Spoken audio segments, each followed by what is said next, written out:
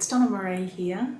This week we're looking at your competition, and I'd like you to think about what sort of a relationship you have with your competitors. Do you even know who your main competitors are?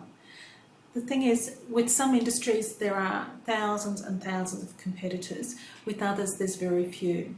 Now, if there's a lot of competition in your market, then maybe just look at the people who are your main competitors or who you might cross paths with at different events, perhaps seminars, networking events, things like that.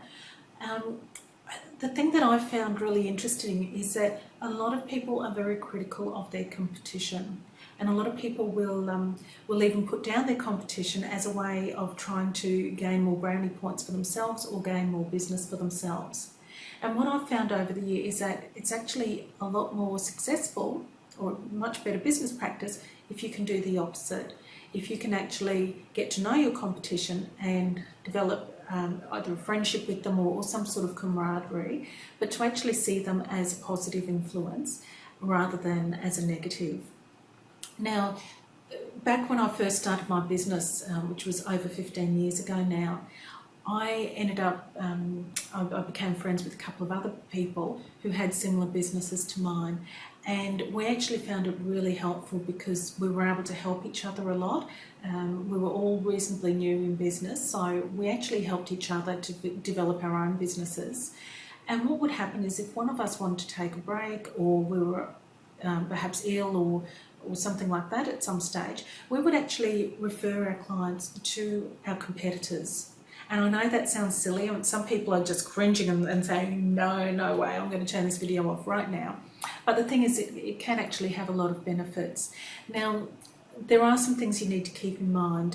In a lot of countries, it is illegal to discuss your prices and to, I guess, some people will discuss prices and say, well, you quote this much and I'll quote this much, and they'll decide who's going to get the client and base their quotes on that.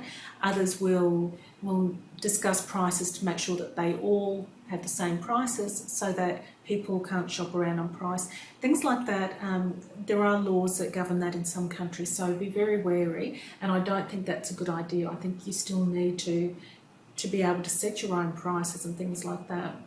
But by getting to know each other, you can learn what your own or what your competitors' skills are, but you also know what your own skills are, and you might find that you can actually work well together and you can share some projects.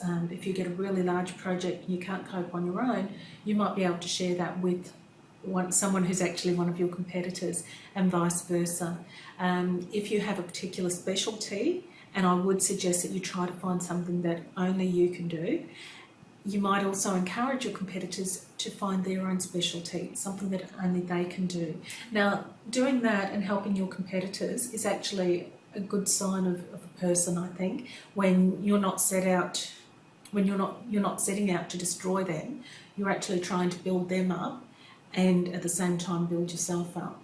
Now, it is a touchy area. If you tend to be a very jealous person, then you need to tread carefully, because I don't want you being jealous of your competitors, and I don't want you to be copying what they do because they're doing it, so you've got to do it as well. You've got to be smart about it.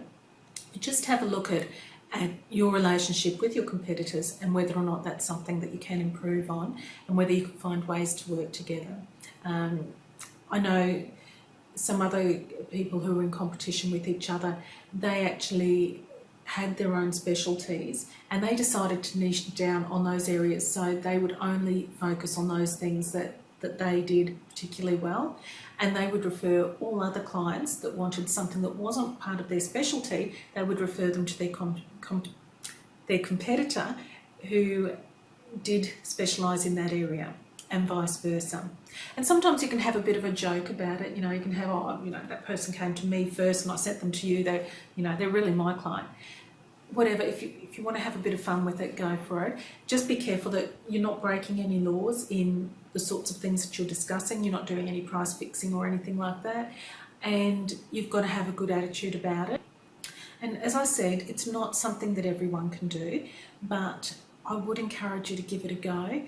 You need to be careful, you need to be a bit smart about it. Don't go giving away your trade secrets, and of course if you learn your competitors' trade secrets, and don't go giving those away either. But if you can do this well, it can be a really good strategy that can help your business but help another person's business as well. And look, I'm completely of the opinion that there's enough to go around. I like to live in an abundance attitude where I think there's enough of everything for everyone, and that includes customers as well. I hope that helps, and if you like this video and you're not already on our weekly updates list, please subscribe now. You can do so at donnamarie.collings.com, and that way we'll send you an email whenever there's a new video with more tips for you on how to design a profitable business that fits your lifestyle. And if you'd like to share this video, I'd really appreciate that. Thank you. Bye for now.